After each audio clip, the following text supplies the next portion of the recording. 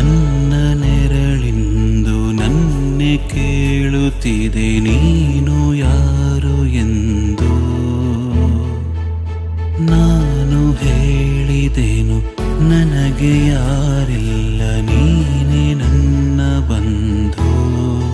ನಿಲುಕದ ಚುಕ್ಕಿಗೆ